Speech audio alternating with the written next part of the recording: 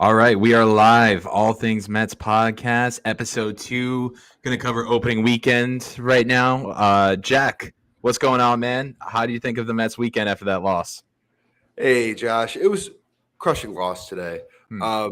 But I will say, overall, a very encouraging weekend against, I get the lowly Nationals, but still an encouraging weekend for the Mets offense and pitching staff. Yeah, no, I think 3-1, you'll take it. You look at this team, and we knew it would be a complete team, and the difference of Marte, Canna, Escobar can already be in effect, and you can already feel that 4 games Yeah, into the season. I was going to actually ask you, how do you feel about these new additions? Marte, Canna, Bassett, all these guys. Do you want to just start from game one? Yeah, we can start from game one. So, I thought it was great so far what we've seen out of them. You really see how the veteran presence of them really kind of make the difference. And I think going forward, that's what we're going to see is these veterans being able to right the ship a little bit. Marte, first game, 1 for 5. Let's go through just the newbies. Escobar, 1 for 5, and 1 for 4 and a walk. Struck out twice. Cano had a good game his first game. Canna, 2 hits, 3 at-bats. He also walked. So, Mark Canna's been crushing it opening weekend so far. Crushing it. So, yeah, that's great. Yeah, that's more than we expected to get from somebody like Canna. He was always going to be a high on base guy, but he's really been putting together, I think, really professional at-bats every time he's been at the plate. Yeah, professional ABs is what you're looking for. You don't got and even Janikowski, your fifth outfielder, he was looking good. I think as a Mets fan, you can't help but be excited right now for what's going on. I could not agree more there, Josh. I think Alonso is really the face of this franchise right now, him and Lindor, and I think they're really the glue that holds this team together. And these other complementary pieces have just been really, really encouraging to see so far on opening weekend. Yeah, it takes the pressure off of them for being those faces of the franchise, like you said. Lindor's the face because he has a massive contract, and Alonso's the face because he's the polar bear. Right. He's got a burger named after him at Citi Field. He just enamors with Mets fans and relates with Mets fans. But it's nice to have these complementary pieces, and I wouldn't even – these are all-stars. It's great to have these guys around them so that not all of the pressure is on them. Yeah. So I wanted to ask you, Josh, game one, Tylor Megill. We're expecting to see, we were hoping to see Jacob deGrom come out. You had to bring that up. Come on, man. I can't say opening day without talking about Jacob deGrom. But Megill does his best deGrom impression. Do you want to kind of get into that a little bit? Whew, he was throwing heaters, gas. You couldn't stop it. You couldn't stop Mr. Megill. He looked like he was on a mission. He did. 5 innings, 6 strikeouts, no walks, 3 hits allowed. That is all you can really ask for your opening day starter. I don't know why, but this for anyone that likes the Blues Brothers, and if you ever seen that movie, The Blues Brothers, like 1980s, no. John Belushi, Dan Aykroyd, they're trying to get the band back together, and every time they go up to someone to get the band back together, just like we're on a mission from God. that's what I feel like Tylor Megill was hearing in his head the whole day. I'm on a mission from God. And I think filling in for DeGrom's shoes, he knew what he had to do, and boy, did that kid step up big time. Yeah, he did. And I don't know if you follow his mother, Julie Megill. I have seen her. She pops up on my feed. I don't follow her. Shout out to Julie Megill, big time. Shout out. Yeah, she's been posting all about her son, really encouraging. It was really great to see. Yeah, and she was lighting it up my Twitter feed. Like I said, don't even follow her, but you know how on Twitter you get those like similar what things you would like. She just kept popping up. I was like, oh man, Tylor's mom going in. Yeah, for real. Honestly, how could you not be proud of your son when he's just dominating this national lineup? Juan Soto coming back from did he come back from 3? No, that was Bassett who came back from 3-0 to strike him out. But still, he struck out Soto in a big spot. That's really all you can ask for. 6 strikeouts, 5 innings, 3 hits, no walks. For your opening day's 5th starter, basically out there tossing it up like that, I have no complaints. None at all. While we're on the subject of pitching, let's go into the bullpen. So the first game, we saw Trevor May come in, Ottavino, Lugo, Diaz. Trevor May was the only one to give up a run on Thursday. And I think, the same can be said throughout the weekend and until today, which we'll talk about in a sec. The pitching was great. I mean, Gary said it earlier, like it was below 2 ERA for the starter pitching. I mean, yeah, I think without Jacob deGrom, come on. I know, forget it. I mean, I think it was in like the mid 1.15, something like that. I mean, again, it's a small sample size, 4 games, but still, that is encouraging to see going forward, especially with some of these question marks like Carrasco and McGill, who really shoved today and this weekend. Yeah. I think I liked what I saw from Edwin Diaz. I liked what I saw. Even Trevor May. I mean, Trevor May is a good bullpen piece. I liked what I saw from him. Lugo looked great. He only got an inning or 2 out of him each day, but he looked great. Drew Smith, my boy. I know you love Drew Smith. Love me some Drew Smith. And Gary made the point, I think, on yesterday's broadcast was saying, when Drew's hurt, let me rephrase that. When Drew's on and he is playing, he is great, but his problem is staying on the field. So I think hopefully the injury bug is slowing down for Drew Smith and he can put in a 60 appearance, 65 inning type season. I think if he does that, the Mets bullpen is in a really good place going forward for this season. Yeah. I mean, you even liked what you saw out of Trevor Williams today. I mean, I know it wasn't, the best situation, but he was throwing paint. He was painting that strike zone big time. I mean, I think he threw a good ball to Cruz, and Cruz just, he got around to it. Cruz is, we talk about professional ABs. Cruz is a professional hitter. Steroids, no steroids, whatever you want to go. I mean, the guy's been around for a long time. So, that's a tough situation for a guy first appearance coming out of the gate, and he's in there in a tie game, bases loaded. Like, come on. So how do you feel about? I agree, but how do you feel about Ottavino too?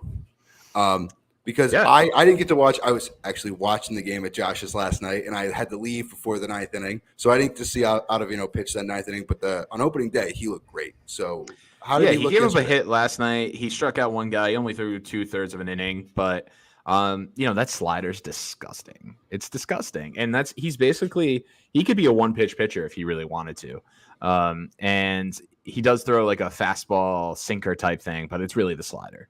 And he can throw it 3 different ways.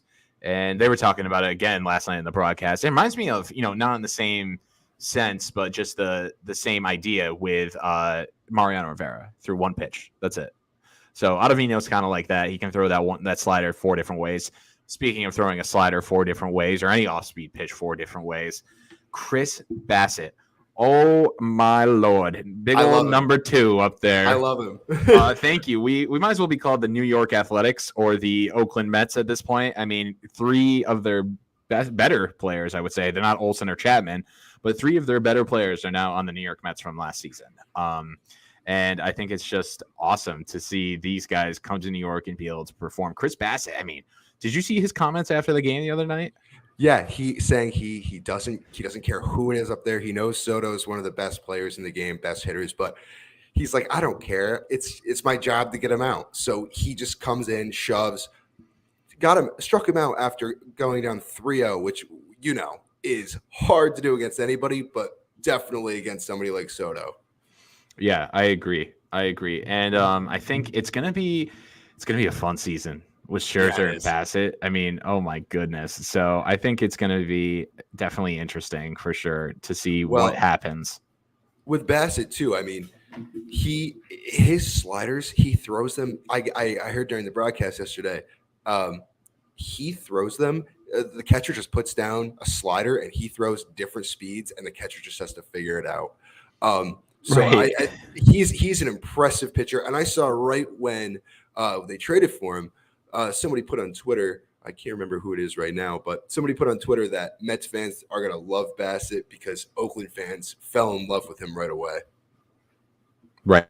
And I don't think it's going to be any different. I think the Mets fans are going to love him. I mean, he threw that curveball we were watching last night. He threw it like 6 different ways, and he was striking out people left and right. So you got to love Mr. CB doing the job. What do you think from what you saw from oh my gosh, sorry, drawing a blank. Who was the starting pitcher today? Oh, Carrasco. Cookie. Oh my goodness. Yeah, sorry. drew a complete mind blank. Yeah, Cookie Carrasco looking good. I like how they were showing the stats of him dicing in that curveball way more than he really has. Yeah, I think that the Cookie obviously was hurt last year. They tried to rush him back to kind of save their season because they needed innings. But I think he doesn't have the pressure on him to be the number 2 or number 3 anymore. He can kind of slide into the back end of that rotation. And I think today it was the most encouraging start I've seen from Carrasco so far in a Mets uniform. I mean, he was out there throwing nasty changeups, sliders, curveballs, really just mixing it up well and keeping the Nats hitters off balance. Yeah, I mean, that Nationals lineup is not the best lineup in the National League East, and probably definitely not the best lineup in the National League by any stretch of the imagination. So it was a good opening series. A lot of things to be positive about as a Mets fan going forward. Some of the downsides, Alonso's play at first base today. Love to have a couple of those back. Probably at least saved a run if you made one of those plays. But I think overall, good performance by Pete. Don played first base last night. And, Mets got, 3 of their players got almost or hit in the face this weekend. And, we'll talk about that in a second. But yeah, I think the defense played well. Escobar made a nice play today. You got Nimmo out there doing his thing. You got Marte out there doing their thing. And even Janikowski was flagging down balls yesterday too, which is not to be surprised by any stretch of the imagination. But I think it was just an overall good weekend. Yeah, you had the loss today, but 3-1 against a subpar Nationals team is a good W in my book. Oh, I couldn't agree more, Josh. And I also want to point out that the Phillies were beat today by the Athletics. They lost 4-1. They were actually shut out until the 9th inning. So maybe that offense is not what was advertised against a rookie pitcher, no less. Yeah. And the Braves also lost against the Reds, so they're 2-2 to start the season. So hey, first place still. I know it's only 4 games, small sample size, but It's good to see that the Mets were really able to take care of business against one of these low-level teams like the Nationals. Well, that's what you got to do against the bad teams. You need to win the series. You need to win these games. There's no if and buts about it. You beat up on the bad teams. That's what makes you a contender. That's what they did in 2006 and even in 07 and 08 until the ends. That's what they did. They beat up on those bad teams, and that's what you need to continue to do. Just gas pedal all the way down on the ground. Yep. That's why today, I mean, the Mets had some opportunities today. They weren't really able to cash in. But it's been a long opening weekend. They've really played well. I don't think we can take one game and say that the season's lost. Right. And yeah, I totally agree. So let's talk about the Mets getting hit by the Nationals multiple, 5 times this weekend? 5 times. All right. So the first one to McCann off his foot, slider, whatever. Right. Yep. I think you and I both agree on that. The next one to McCann, up and in. Like, okay. All right. We'll let it slide. No big deal. We're getting a little dicey, though. Sure. Next one. I'm pretty sure, right? Next one. Alonso. Face. Yep. Off the C-flap. I mean, I thought the C-flap was the dumbest thing. Remember when Giancarlo had it when he first got hit? It was like a cage almost on his face. Yep. It wasn't really like what we see now. I thought those were the dumbest things. I always thought like, oh, that's what like softball players play with. No disrespect to softball players by any means, but I was just like, this is not a major league uniform. Right. Thank God they have those. If they did not have those, we would be down Alonso and Lindor to start this season, which would be the most Mets thing to happen. But thank God that they had those C-flaps. And I agree. I thought they were the stupidest things when Stanton started wearing them in like 2016, 2017. But yeah, well, he's still on the Marlins. He was wearing them. Yeah. Yeah, he was definitely still on the Marlins. I always was like, how can you hit with something like in your face like that? But hey, I guess it works. And I'm counting my lucky stars now that Alonso and Lindor were both wearing those, because we would have been dealing with lost teeth, broken jaws, concussions, all that kind of stuff if they weren't wearing it. Right. So was it after Alonso or after Lindor got hit that things started to get a little dicey? It was Lindor. Lindor got hit directly in the C-flap. At least with Alonso's, it hit his shoulder and ricocheted up. So But I mean, Lindor's was a direct hit. I think 90-mile-an-hour fastball by Cishek. You couldn't even see it on the replay either. Like it was so bang bang that I had to watch the replay multiple times in order to be able to see exactly where he got hit. You knew it was in the face. It was just a question of where. Yep. Yeah, really scary. They were showing the cut on his chin last night, but I mean, I think it's just a testament to who these two players are. They are freaking gamers. Yeah, and they're going to go out there and play. And what did we talk about before? Buck has said, post up and play. So I think it really showed, the true grit of these two guys to just step back out on the diamond after they had two scary incidences like that. I couldn't agree more. And Josh, I actually wanted to circle back. You mentioned Buck. Yeah. First man out of the dugout, yelling at Cishek, yelling at the Nationals. He is my manager. I love Buck. He's somebody who will come out, defend the team. That's something we've been lacking since Terry Collins. I mean, this is somebody who has the team on his back. He's the leader. He's the adult in the room. We haven't had that in a while, and I think that really shows with Buck. I love the still of his face. He always looks pissed off, and I just think that's a really great. He looks scary. I wouldn't want to face any team managed by Buck Showalter. Yeah, I mean, think about what we've had since Terry Collins has left. We had Mickey Callaway. The only thing he was fighting was reporters in the clubhouse. And then Rojas, which, I mean, no disrespect to Louis. He was fine, but it's not what this team needs. And it clearly is seeing that Buck is the leader. And, man, when he got fired up the other night on Saturday, or I think it was Friday night now, that was awesome. That was awesome. Yeah. So, Buck is great. And I think, these Nationals players – too bad. If you're going to get butthurt for the Mets reacting that way, that's on you. And if you can't throw the ball inside without hitting someone in the face or the head area, then don't throw the ball inside. Or you shouldn't be a Major League Baseball player. Either one. Totally I don't think there's any disagreement with that. That just makes me so mad. I'm about to go off right now because I'm about to blow up. Makes me so pissed that these Major League Baseball's like, oh, the grip, the sticky substance. Throw the damn ball down the middle of the plate. How hard is that? Are you kidding me?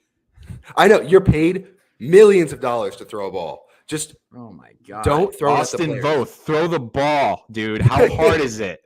Holy shit. How hard is it? Oh my God. You're preaching to the choir, my friend.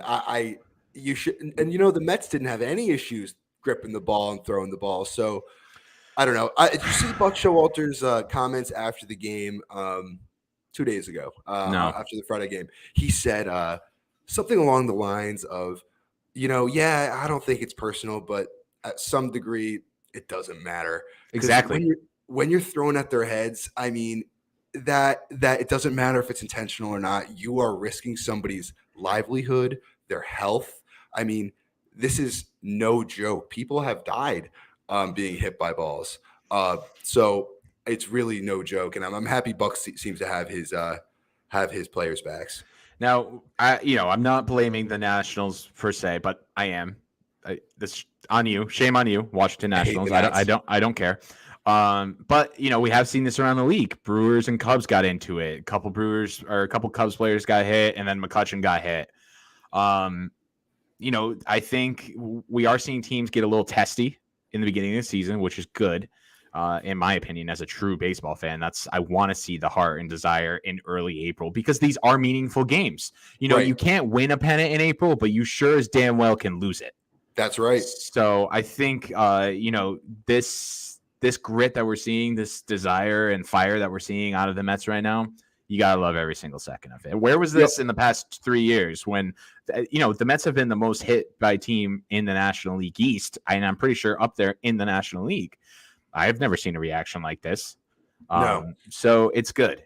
I truly believe it's good. And again, same thing, though, with the Cubs and Brewers. If you can't throw inside without hitting the guy and endangering his well-being, like you said, you shouldn't be throwing inside, and you probably shouldn't be throwing a ball in a Major League Baseball game. That's right. Josh, I couldn't agree more. And, we were talking a little bit about Friday's game, and we actually kind of just glossed over one of the most exciting offseason additions. We didn't even mention Max Scherzer's name. Even though, I mean, he didn't Shame have on us. Shame on us. I mean, he didn't have the best start I've seen him have, but I mean, 6 innings, 3 earned runs. I All mean, 3 earned runs were home runs, right? Were they I not? think he gave up a 2-run bomb. Yeah. He gave up a So 2 run bomb. Yeah. yeah, I think it was all Yeah, by a home fourth run. inning, Josh Bell gave up that home run, and Oh, then he pimped it Cesar too. Hernandez had an R. Yeah, I mean that ball's still going, as Gary Yeah. said. Yeah, I mean Scherzer coming off the hamstring injury, throwing 80 pitches, 6 innings. I got no issues with that. Hey, it was a quality start. That's all I care about. Kept him in the game. Mets won. That's all I care about. Right. So I think he's also somebody who, Bassett's a great piece. Carrasco, McGill, all good pieces. But Scherzer leads your staff. I mean, he's the stopper. If the Mets are in a rut where they've lost 3 or 4 in a row, at least you have Scherzer coming up to put a stop to that. So I think he means more to the team than what he does on the mound. But I think we have a lot more of good things to see from Scherzer on the mound. The one player who, in my opinion, did not get off to a good start, whether playing time or anything like that, is Dominic Smith. So I'm hoping to see Dom maybe get some more ABs in Philly, and we can kind of see what he did. I mean, he went 1 for 4 last night, and he had 2 strikeouts. So, and he's pretty much pinch hit ever since, and in between there. So, I want to see Dom get some ABs. I want to see what he can do. I honestly thought we'd see a little bit more of Dom, but McNeil's been on fire. So I think that's kind of changed Buck's thinking. And, shout out to the birthday boy. He had a good birthday weekend. How can you not be thrilled with what he went through? I think he was 7 for 15 or 16. That's nothing to shy away from. So, you like what you see from McNeil. And the good thing about McNeil is that he's not a liability in any defensive position you put him in.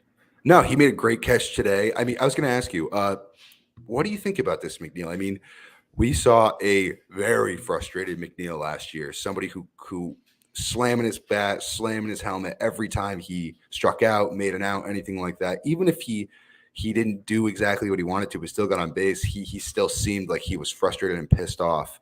But I think this McNeil is kind of getting back to his roots. I heard he's saying that last year was kind of an information overload for him.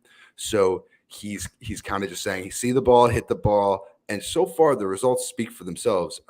And Josh, I know we were talking yesterday. I don't care if McNeil hits 5 home runs this year. I just want him to hit like closer above to 300. I mean, that's what he's been his whole career until last year. And you want that OPP to be 350 and up or 345 and up. You want him to – that OPS should be the true testament to how McNeil's season's going. And he has hit closer to 900 in the past, and that's what you need from him. Yeah. And I agree. Jeff McHits is something I think we should be looking out for and be ready for it. I can't say that's mine. That's 7-Line Army. Shout out to Darren Meenan over there. But that is something that we're looking for. And Cano didn't have a good game today, but first of all, let's just talk about opening day predictions. I was right on all of my predictions. You were wrong. You were. We just know who the dominant person of this podcast is. It's me. So to start off, and Canna's in the line. There was a couple that were really good. And Canna was in center. Canna was in Boom. center. Miguel was pitching, not Scherzer. I said Scherzer was going to pitch. Yeah. And Cano was starting second base. Yeah. Yep. I got them all wrong. There was nothing I got right. Yep. So hopefully that is flipped for you, because I'm pretty sure you had the more overs for our season predictions. So I think you're right. hopefully that's flipped, and you come out on top for our over unders, because I'd like to see that as well, no matter if we actually have bets on it or not. All right, so looking forward to the Phillies series. What do you think about the Phillies matchup tomorrow night? We have Taijuan Walker versus Ranger Suarez. Yeah. So I always forget Suarez's first name. But what are we thinking about Taijuan? Do we expect to get a quality start out of Taijuan Walker, or is it going to be 4 innings? We're done. 4 innings. We're done. He threw 2 innings his last start in spring training, and he had some knee issues, which he just had knee surgery over the offseason. I think we'd be lucky to get 4 innings out of him. I think he's going to have a strict pitch count, and I think anything going on with this leg, he's out. But I mean, at least it's a leg and not an elbow or an arm or a shoulder, which has been his issue in the past and why he's missed so much time. So I think that's why I'm a little frustrated that Buck used Trevor Williams today, because he's kind of your long man. But we still got Peterson too. I was just about to say, yeah, you got Peterson and you got extra pitchers this month, so I'm not too worried about that. If this was a game in May, it might be a different story. But yes, I agree. And who's to say you can't throw in Ottavino again to get you out of a Taijuan Walker 4th or 5th inning, and then you throw in Peterson for 6th, 7th, or 6, 7, 8. And I think, and hopefully Diaz is back. He's on bereavement, so it's been 3 days. I think this was day 2. Tomorrow's day 3. So hopefully he's back by Tuesday, rejoining the club. So tomorrow night we got Ranger Suarez versus Taijuan Walker. Game starts at 7:05, I believe. Yep. And then same thing for Tuesday night. And then Wednesday's a day game. And then they're off. And then they come home. It's big weekend at Citi Field. Big opening weekend. Friday is the unveiling of Tom Seaver's statue. Mets fans have really been looking to see that for a long time. And frankly, it's a long time coming. I don't know. We haven't talked about this on this podcast, but our first experiences at Citi Field. When I walked into Citi Field, I thought, great, this is awesome. Like, first time I went in 2009 when they first opened, I think in June or May. We went on a Little League baseball trip, I think. And the one thing I just heard from everyone else around me, where's all the Mets stuff? Where's all the Mets stuff? This is Dodger Stadium, basically, or Ebbets Field. And, Fred Wilpon loved the Dodgers. He grew up a Jackie Robinson fan. He grew up a Brooklyn Dodgers fan. Citi Field does look a lot like Ebbets Field on the outside. But at the same point, with Uncle Stevie coming in, 60th anniversary, Tom Seaver unfortunately passing away, this is a long time coming and way overdue. And I'm glad that the Mets are finally taking a stand and owning their history, because Tom Seaver was the franchise, and there will never be another pitcher like him. No. And I think it's great that the Mets put the money into it to build a statue and really commemorate him, because, I mean, how many of these historic franchises have these memorials for their awesome players, and the Mets just don't have any of that stuff. The Yankee, I mean, if you sneeze in a Yankee uniform, you're getting your number retired. Let's be real. Yeah, you're not wrong there, Josh. I mean, I don't think you can wear numbers 1 through 10 now. Like, they've retired so many numbers. At least the Mets aren't like that. We could do a whole podcast on the Yankee number retires, the numbers retired by the Yankees, and if they truly should be retired or not. But I'm not here to shit on Yankee fans. We'll save that for the Subway Series this year. That's right, and it's coming. But no, I'm really glad to see the Mets are unveiling that. I know you're going to the game on Saturday, correct? Friday. Oh, you're going to that game? Yes. Oh, I didn't realize. Yes. I thought it was the day after. Yes. So that will be fun. And if you are going to the game on Saturday, you get the Tom Seaver replica statue. So Friday you get the statue, Saturday you get the statue. Whatever one you want, big, real, small, whatever you want. Check it out on All Things Mets Pod. Josh will have it next. Yeah, next I'll be posting pics big time for sure. And yeah, I think we're looking forward to it. I think Tuesday night I'm gonna be stoked. We got McGill versus Wheeler. I can't wait. That's gonna be fire. I can't wait for Wheeler to fall apart in the first inning, like he has so many times for Mets fans. But actually, speaking of falling apart, I know what you're about to say. Let me guess. Did you see Steven Matz? Steven Matz. Grand slam to Michael Chavis. Was it the first inning? Because I hope it was. Yeah, I think he gave up like 7 runs in like 3 innings or something crazy like that. But Steven Matz, good overall player. I think I'd rather have David Peterson at this point. I'd rather have a healthy Joey Lucchesi, which we don't, obviously. But the money that the Cardinals dished out was money that can be spent elsewhere, and truly, it has been spent elsewhere. So I think it was a good move. I know Steve Cohen was pissed. I would be too. It sounds like they got a raw end of that deal, but I think it was definitely something that worked out. Yeah, it's definitely paid off. I think the Mets really allocated that money very well. I think it's. Go ahead. Did you see Stroman pitch today as well for the Cubs? He pitched pretty well, didn't he?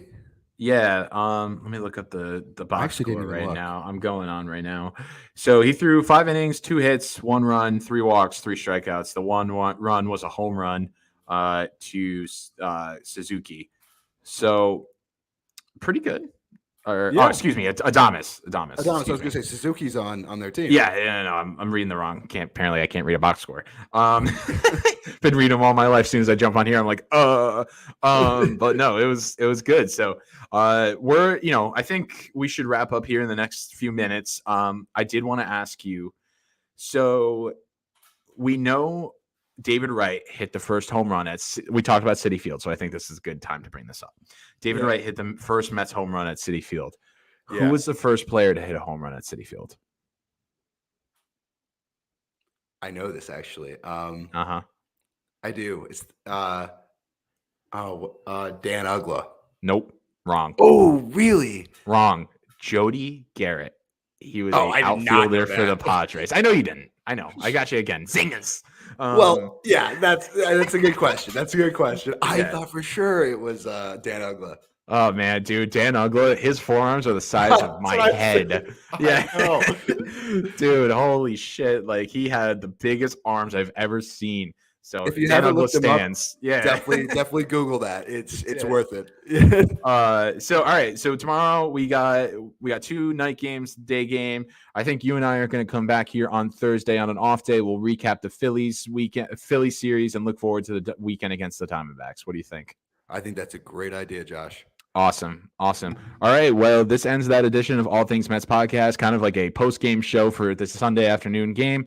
We hope that you tag along, watch us in YouTube, All Things Mets podcast, ATMP. Follow us on Twitter at ATMP Pod. Thanks so much, guys. Have a good one.